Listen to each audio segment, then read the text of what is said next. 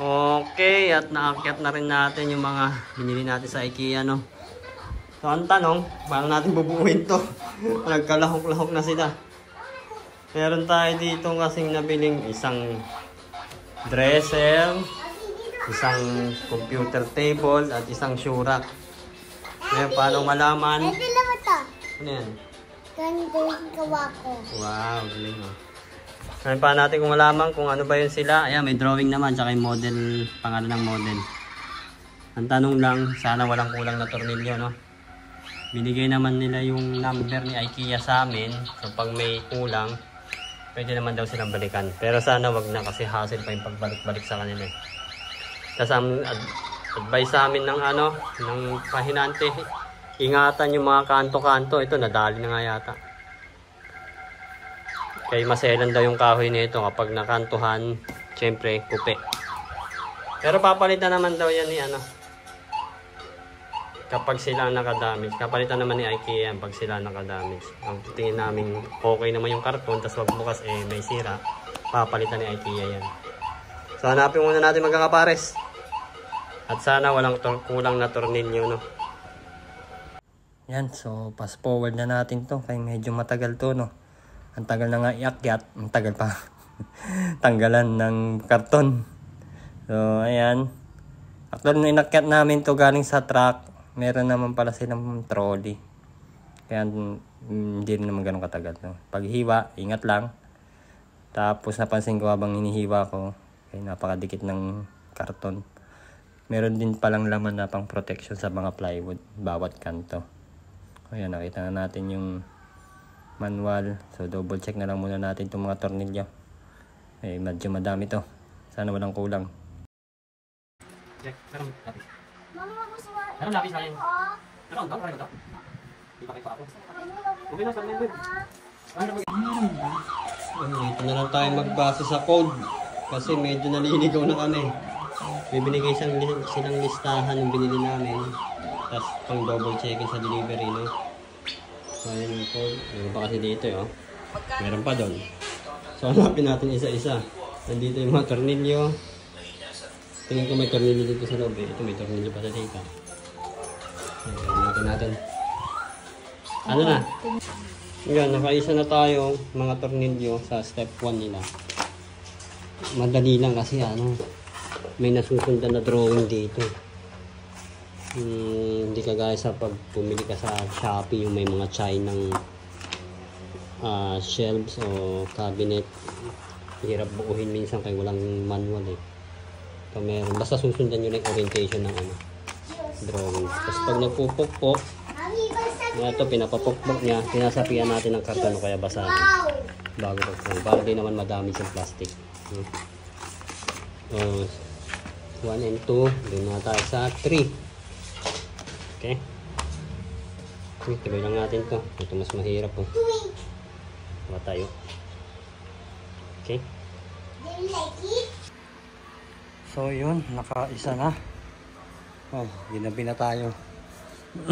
Isa pa lang yan, diba? So, madali lang naman dahil may nasusundan yung manual. Tapos may mga sobra siyang tornilyo, eh. Ito pang toks yata sa pader. Hindi ko pa tinutok sa pader, eh. May pa ilan na pa sobrang tornilyo. Yan. Tapos mga nagamit natin, dalawang klaseng screw. Flat screw at saka hex, ito screwdriver na cross, cutter, martilyong maliit, metro. Mahabang screwdriver din kailangan kung minsan kay malayo yung tornilyuhan. Lapis. Kasi mga sobrang tornilyo, tatabi natin dito ulit, check natin. Okay, so yan. So ingat din sa pagkakabit, kay gawa sa particle board, no? Although medium quality siya, hindi siya kagaya ng MDF na talagang kusot. Particle board parang kayas-kayas ng kahoy. Tapos wallpaper lang yung laminate. Ito kasi nagbase kasi kami sa design, hindi sa hindi sa mismong quality ng cabinet. Dumumi, Ayan. Okay, mahirap na parte, nasa loob. So, gamit na lang kayo ng flashlight. Ayan, next natin, ito naman. Tingnan natin kung anong kaya pa natin buuin dyan. Computer table, siguro. Ayan, next. Mickey. Computer table na mahaba. Tapos, siyempre, check ulit natin mga tornilyo. Tapos, slider nila, mukha namang matibay, makapal. Pati yung bakal nila sa paa, makapal. Kasi para sa... Diba? Kapal. So, check lang natin kung kompleto yung mga tornilyo ulit pag samasamahin natin. Ano ba? Yan, kung ilang quantity. Okay, tingnan natin. Diba, nalig mo yun? Diba? Sobrang higpit sa paa. Tali-isa lang. Sobrang higpit, umiingit na yung paa. Normal yun. Laki ng tornilyo eh. Hindi rin kagandahan sa ano. Pag kailangan, pag kailangan mo malaking tornilyo para sa paa yan, bibigay nila. Kesa ikaw pa bibili sa hardware. Mahirap maghanap ng malaking tornilyo.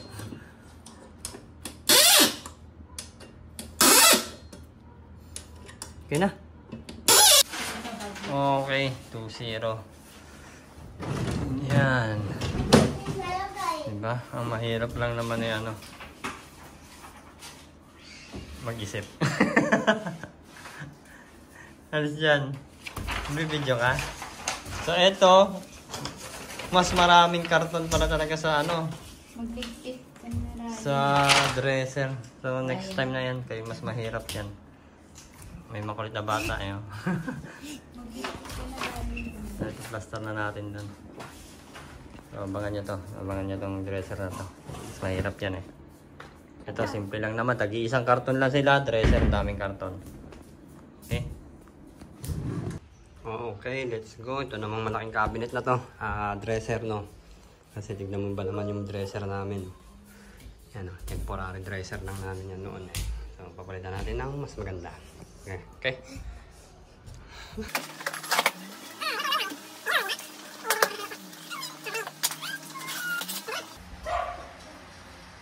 Yan, medyo mahirap gumalaw no kasi malaki at masikip yung lugar natin. Pero kaya naman. Nakakabit na natin mga ilang tornilyo. Hindi ko alam kung bakit nangailangan ng barena, clamp, at level bar. Tingnan natin mamaya, nakasulat kasi dun sa manual niya. Stop, Ryan, dyan ka lang. At importante na yung karton eh, huwag nyo itatapon, gawin yung pangsapin no. Para naman hindi magasgasan yung cabinet natin no. At saka parating yung susundan yung orientation ng nasa drawing nila para hindi kayo maligaw. Ayan, kung ganito, dito ako nakatayo, ayan, sundan nyo yan. Ito yung mga blow up detail, importante yan. No? Sige, at tuloy na lang natin to. Ay, magaling to. Kaya pala may mga tungtungan at metra. So, pinasukat muna yung height ng floor to ceiling natin. So may dalawang paraan. Kapag maluwag, ayan, pwedeng itayo yung cabinet. Kapag masikip sa pool, hindi pwedeng itayo. Malipat niya tayo ng page 18. Kapag hindi sabit, tuloy-tuloy lang. Page 11, page 12. So page 18, sabit. Ang sabi dito, ibig sabihin, kailangan nating buuhin ng nakatayo. Page 18. Yan. Oh, kailangan 2 tao na. Although kaya naman, babae nga isa. O kaya yan. Bubuuhin natin siya. Sa lagay namin, mababa din yung floor to ceiling namin. Okay. Medyo sabit din, kaya bubuuhin din natin nakatayo. Tawagin ko na yung misis ko. Dahil babae to, babae din katulong natin. Kesa naman itong batang to. Yan, nagkukulit lang. Yan, batang makulit. Ito magaling. Yung pinto natin, oh, ayan, dalawa yan. Pagbukas ko ng karton, may butas na agad, no? 4 na hinge. Para sa hinge to, may butas na agad ng hinge. Tapos ito, nasupresa pa kami.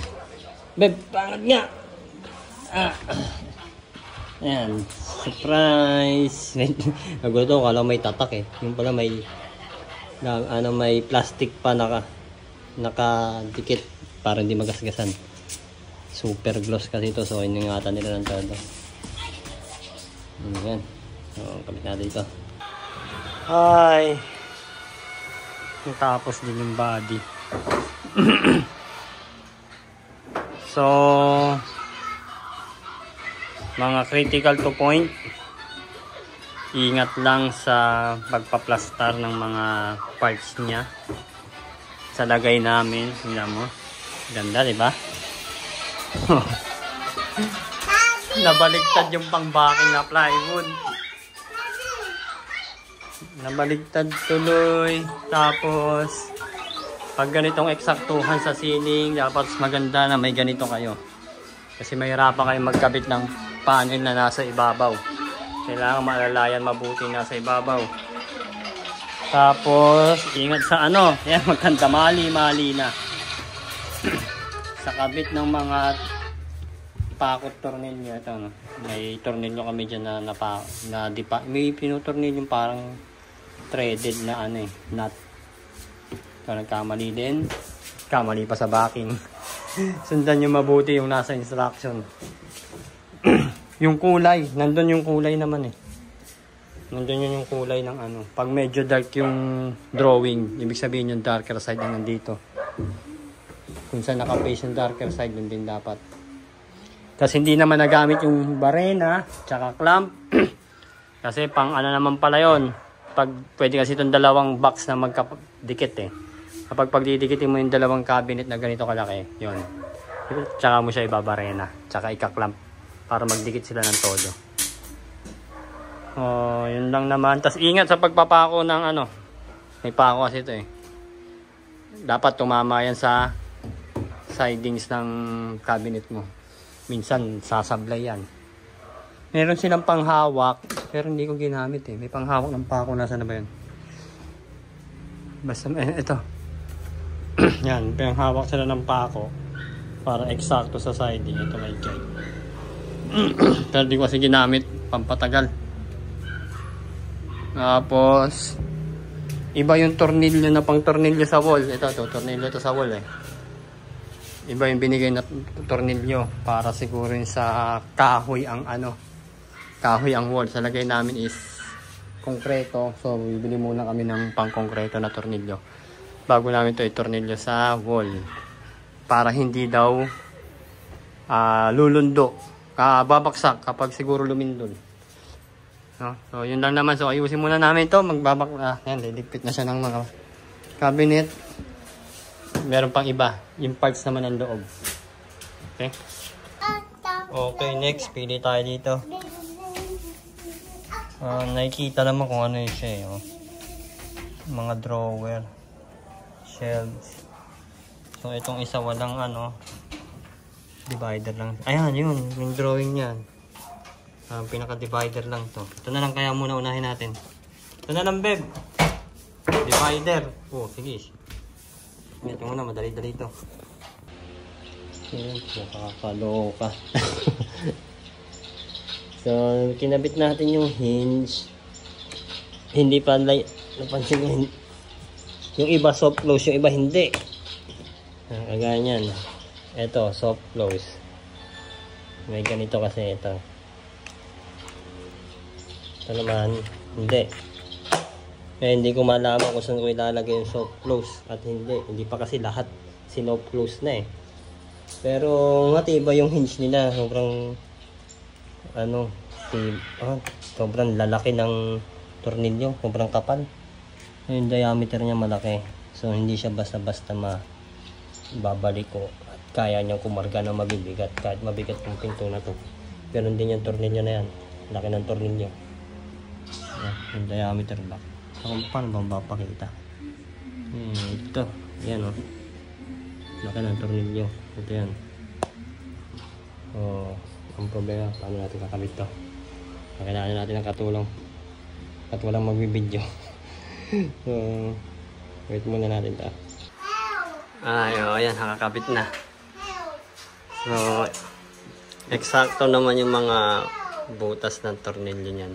Itong butas na inabang nila, sakto dun sa hinge nila. Galing ng pagkakagawa, ba't lahat ng butas ay eksakto sa pagkakabitan. Parang pinasadya. Yung isa, nakabit na namin. Eto, hindi pa yan. Makakabit ka lang ng isa. Pwede nang bitawan basta may kalso sa ilalim. Pero itong kalso namin, yan, maganda na may ganito kayo. Kung wala naman, edi kalsuhan na lang ng kung ano man, kahoy o ano man. Ito kasi pang angat ng tiles to eh. Yung pag nagtatiles ka sa wall. Ginamit lang din namin para mas madali. Kasi ito, yan ang finish.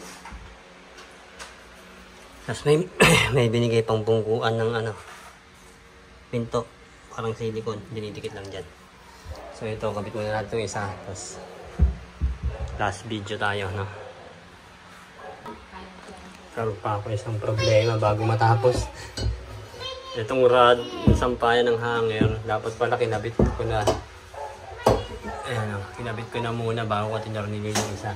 Siguro yung isa okay lang na itornilyo agad, pero ito, bago itornilyo, ikabit na yung rod. So, tatanggalin ulit natin. So, yun, okay na. Naging kaso lang, nabaliktad to. Naging kulay brown tuloy. At yung sa tornilyuhan, hindi ko na nalagyan ng tornilyo. So, tutornilyo pa natin sa ano, pader. Para yun daw eh, hindi bumabaksak dito. Hindi, pag lumindol siguro, hindi tutumba. Pero nakasagad na sa kisame eh. Kahit hindi na natin yan eh. Tingnan na lang din natin. So sa pinto, napakadali-dali ikabit ng pinto kaya may mga butas na. Tapos pag salpak, halos eksakto na agad eh. Ito may adjacent kasi itong ano, mga hinge na to. So halos hindi ko na siya in-adjust ng todo eh. Isang tornilyo lang yata ginalaw ko dito. Na-adjust to ng ito pa atras abante. Ito, paangat baba. So, hindi ko na masyado ginalaw. Mami! Yun lang naman. Tapos, door handle, hindi pa natin nakabit. Ito lang, ito maingay. Ito lang naman yung walang butas dito. Kung mano-mano ito ikakabit. Yan. Sukatan muna natin na. Tapos mano-mano barinahan. Barina natin. Ang mga advantage. Yan o, diba? Pabuo na. Ganda ng finish. One is maganda talaga yung finish kahit sa mo tignan. Pag nagpabuo ka ng ganyan, yung paggawa ka sa karpintero, no? O sa mga nangungontrata na ito, mahirap i-achieve yung ganitong finish. Yung sobrang kintab, pati labas-loob, gandang pantay na pantay. Mahirap yan. Although yung iba wallpaper, pero okay lang din naman. Para pantay talaga. Yan. Sa pang-advantage, madali buuhin. Ako nag-a-assemble din ako ng cabinet, pero ito talaga sobrang tornilyo ka na ng tornilyo. Tapos basta marunong ka magbasa ng instruction nila, no? Tapos ano pa ba? Disadvantage, gawa sa particle board, medyo mabigat. Tapos wag nabasa ng tubig, lumulubo yan. So wag basahin ng tubig. Pero mas matibay naman ito ng dihamok kaysa dun sa MDF, yung talagang kusot na. Ito MDF to. Ito masama mabasa yan. Ito particle board. Kasi iba wallpaper, bawal din mabasa. Yung iba naman laminate talaga, so pwedeng mabasa. Wag lang yung babad na babad sa tubig. Ganon din to. Ayan o. Kasi yung table namin sa computer. Ayan. Yun naman. So, mas mura ng Dihama kung papagawa sa ganyang kaganda talaga. Tapos quality pa yung mga materyales. Sa hardware, di mo mabibili yan. Tapos, yun. Yun naman, maganda talaga. May mura din naman na ito doon sa IKEA. Mga hindi ganyang kakikinta. Kung gusto nyo mas mura pa. So, nasa inyo na lang kung anong pipiliin nyo. Medyo mid-end, high-end, o low-end na cabinet. Meron din sila doon. Ito, medyo mid-end. Yun. Ayun lang naman. Thank you at sana may nakuha kayo kahit paano nakatulong sa video na to. No? Ang ganda ng cabinet. No? Thank you at sa mga susunod pa nating video. No?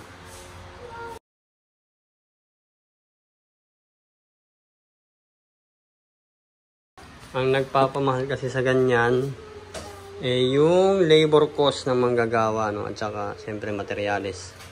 Labor cost ng magpipintura nito kung ganitong finish. Nako, pahirapan yung pintor talaga dyan. Mapapamahal kayo sa finishes, sa labor at materyales. Pero kung sa tibay, ito particle board, no? Kung gagamitin nyo dito plyboard lang din naman, dito na ako sa particle board na to, medyo mas may tibay pa. Kadalasan kasi marin ginagamit so medyo may kamahalan din marin, o kaya laminated marin, may kamahalan din yun. So eto 36,000, reasonable na presyo yan. Magaganda pa ang mechanism. Yun lang naman komento ko. Kompleto ka na, hindi ka na magpapakahirap. Disadvantage lang, hindi mo masasalpak ng walang siwang talaga. May kakasiwang sa mga gilid ng pader. Ganon din naman sa sa nagbubuo. Pwera na lang pag build out, fix build.